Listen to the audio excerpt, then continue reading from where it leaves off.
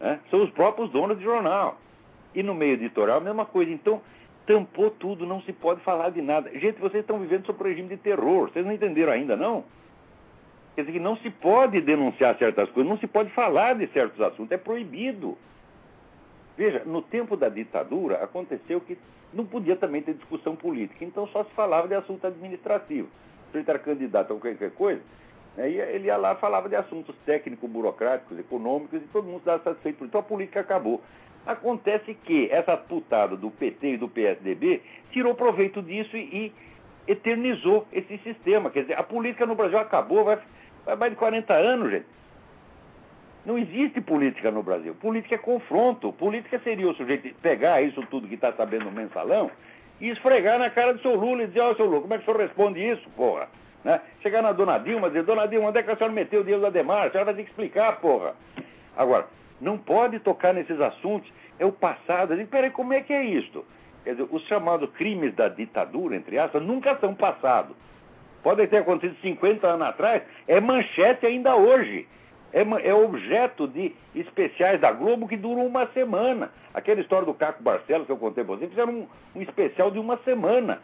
Agora, da Dilma não pode tocar no passado da Dilma. Né? E o passado do Lula, porra? Quer dizer que o ano de 2001 é tão passado assim? Quer dizer, aquilo que ele assinou em 2001 não se pode falar mais? Né? E, evidentemente, o mensalão já é passado também, ô seu Serra? Não pode falar, não? Então, você veja a situação de covardia, de cagaço geral e obrigatório, né? E modo que as atitudes mais covardes, atitude de puxa-saco, de psicofanta, se tornaram normas de polidez no Brasil. Aonde que vocês pretendem parar, gente? O Brasil está saindo do mundo. Está saindo do mundo. Então, de vez em quando, né, anuncio assim, a mídia exterior já, quer dizer, a mídia que pertence aos caras que mandam no Lula, né? Publica um negócio aí falando bem do Lula, diz que ele vai virar um grande estadista. Estou anunciando, né, há 20 anos estou anunciando que o Lula, na semana que vem, vai ser um grande estadista. E depois anuncia de novo, o Lula vai ser um grande estadista. Então, isso aí é que nem o país do futuro, está entendendo? Então, o Lula é o grande estadista do futuro. Depois dele morrer, ele vai continuar sendo o grande estadista do futuro. Então, como é que pode isso? Então, ó, a vingança será maligna. Muito mais gente vai ler o livro do Ivo Patar, né, na internet, do que se estivesse nas livrarias e fizesse o maior barulho em torno. Eu acredito que a essa altura já milhões de pessoas descarregaram esse livro. E vocês todos, né, ouvintes desse programa, descarreguem e lêem, ou melhor ainda, comprem o livro. Não tendo editor, o que fez o autor, o Ivo Patar? Ele mesmo mandou imprimir o livro, né, e ele vende da casa dele, você manda lá um e-mail para ele, paga lá, que é R$50, e recebe o livro. www.escandalodomensalão.com.br. E também no Mídia Sem Máscara tem lá uma entrevista com o Ivo Patar, onde o Ivo afirma claramente a respeito do mensalão: o Lula é o chefe, a rede de esquemas é enorme, complexa, e se houver inteligência, Lula não deve saber dos detalhes até para não ser envolvido. Mas é claro, escuta, mas nem Al Capone sabia todos os detalhes da máfia, porra, né? Então, divulguem isso também. Vamos fazer um barulho, fazer o país inteiro tem que ler esse livro para saber quem é esse filho da puta que nos governa. Filho da puta, mentiroso, canalha, tá certo? Puxa saco de terrorista, puxa saco de narcotraficante, né? Quer dizer, é uma vergonha. Esse homem merece um desprezo ilimitado, tá entendendo?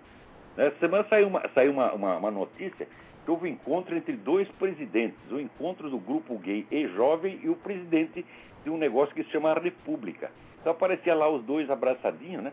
Agora, o nome do presidente do E-Jovem vinha em primeiro lugar, né? O presidente do E-Jovem se encontrou com o presidente da República, né? Porque o Lula é puxa-saco de gay, tá certo? Tá lá ele financiando essa escola lá para os meninos, né, aprender a ser gay já desde pequenininho, né?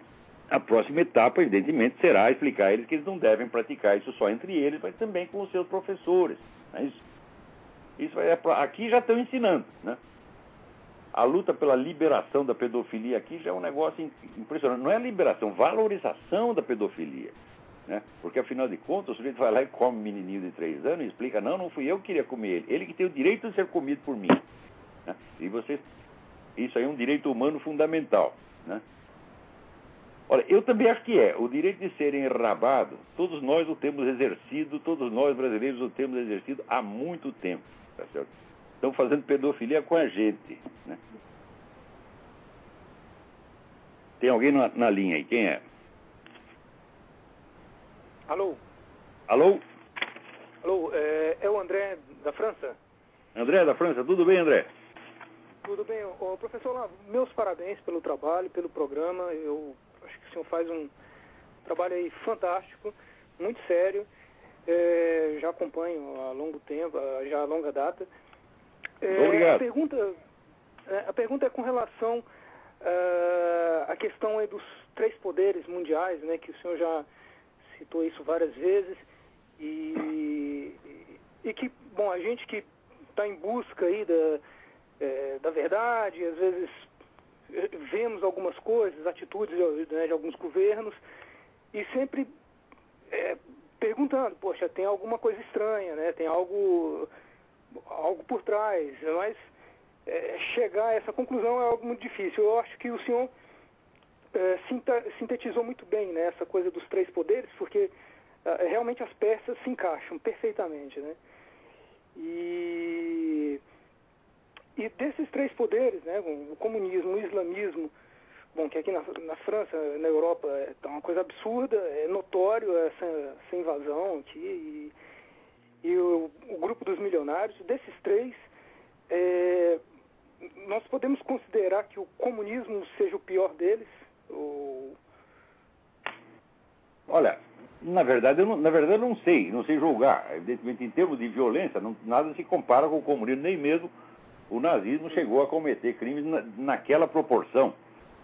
Você vê, as vítimas do nazismo são 20 milhões, agora as do comunismo são mais de 100. Quer dizer, a conta pelo livro do comunismo é uma conta, como se diz, conservadora, né, no sentido que a palavra tem em medicina, quer dizer, você diagnostica por baixo, né?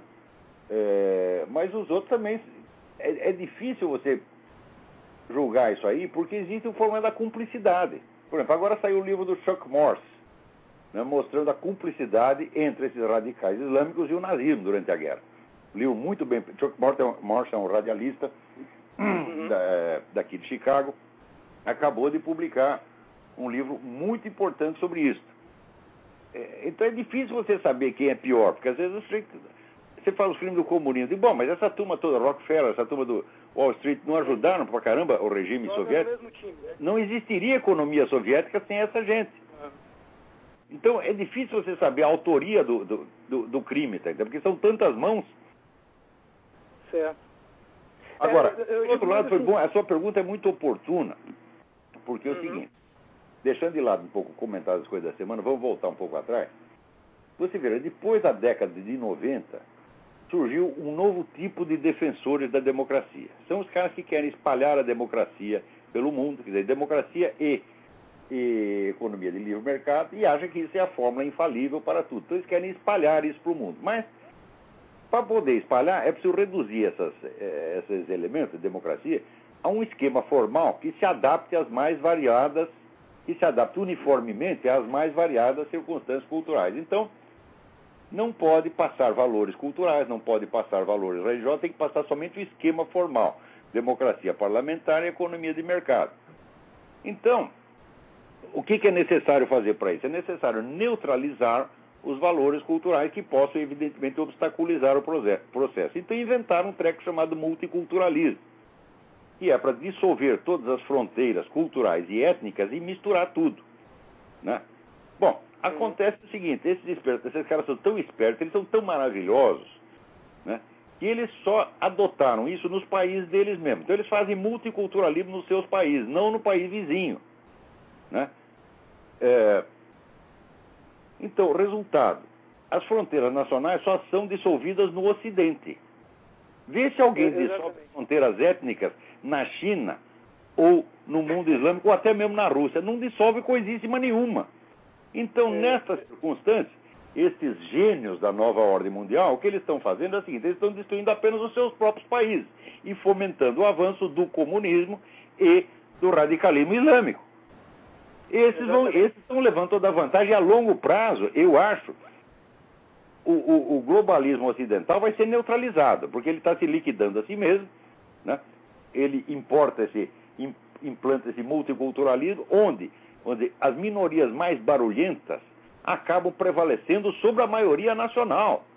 Aqui nos Estados Unidos, você vê agora esse negócio dessa mesquita, aí, quer dizer, que é um assinte, né? Querem botar lá uma mesquita e o presidente da República vai lá e apoia o negócio, embora 90% do país seja contra. Então a opinião da maioria não interessa mais, interessa somente a minha minoria barulhenta, apoiada pelos grandes grupos. Tá certo? Então, desculpa, só terminar essa explicação para você ver onde é que isso vai dar. Então acontece que nessa circunstância, quem leva vantagem? Leva vantagem o grupo étnico que tenha mais firme identidade e que seja mais apegado à sua identidade, como são os muçulmanos. Você dissolve todas as identidades menos uma. Essa aí saiu ganhando. Então eu acho que a longo prazo o problema vai ser uma disputa entre o movimento comunista e o mundo islâmico. A nova ordem mundial terá acabado. Tá certo? E entre os dois, o mais forte é o Islã, a longo prazo. No contexto cultural, né? No contexto... o Islã progride, assim, de uma maneira amebiana, você está entendendo? Ele vai pegando pessoa por pessoa, sem fazer muita propaganda, sem fazer muito barulho, e a partir da hora que o sujeito entra no Islã, ele corta os contatos com os infiéis, ele não fala mais, ele não tem mais convivência. A pessoa socialmente desaparece e passa a integrar o grupo islâmico. E assim o negócio vai crescendo invisivelmente numa velocidade assombrosa. Então, isso, mais aqui na Europa é o esquema islâmico, evidentemente. Aqui na Europa está uma coisa assim, tá caminhando a passos largos, né? É impressionante, é absurdo. Eu lembro de um programa, já há alguns meses que eu vi um programa aqui na França, e tinha um deputado suíço, o tema era exatamente sobre aprovar ou não, eu esqueci o nome daquela torre, né, islâmica, que eles têm a mesquita, mas tem aquela torre que eles fazem, o cara faz o chamado para a prece. Isso. E eles estão querendo já fazer isso aqui na França. Aliás, já tem em alguns lugares, por acaso, né? Me parece... Não tem. Mas eles dia pelo dia você vai ter o muezinho lá do alto da Torre Eiffel, chamando os caras. É impressionante. E aí, esse mesmo deputado, ele comentou, porque no mesmo período eles estavam querendo aprovar a lei na Itália para tirar os crucifixos, né? E aí ele falou assim, puta que pariu, não é possível, é o fim da nossa civilização, né? Vocês querem tirar os crucifixos e quer levantar a torre, né? E construir mais mesquita. Esse pessoal da nova ordem mundial, eles só estão destruindo o Ocidente mesmo. No Oriente eles não tocam, no mundo islâmico eles não tocam, no mundo comunista eles também não tocam. Aliás, até ajudam. Você vê, agora a China, essa semana se noticiou, a China, que era a terceira economia do mundo, passou na frente do Japão e é a segunda agora. E os americanos botando dinheiro lá. Né? Então eles estão ajudando eles. Né? Aqui, por exemplo, os muçulmanos têm todas as vantagens. Você não pode fazer uma pregação. Tem universidades, cidades inteiras, você não pode fazer a pregação cristã que você vai preso. Agora, a pregação islâmica pode. Na Inglaterra é a mesma coisa, quer dizer, são leis que protegem. Né? Veja, eles dizem que eles querem dissolver as identidades culturais. Não, eles só querem dissolver a nossa. Contra a identidade muçulmana. A identidade muçulmana, ao contrário, eles reforçam. Isso eu creio que é premeditado.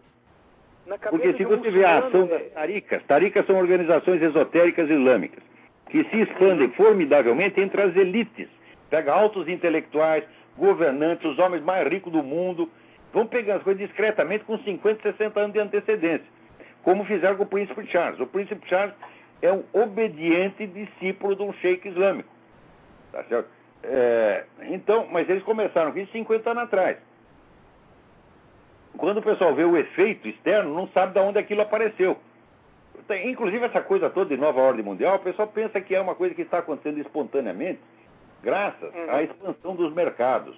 Eu digo, não. Você procurar livros publicados 50, 60, 70 anos atrás, você vê que é um plano, é uma ideologia.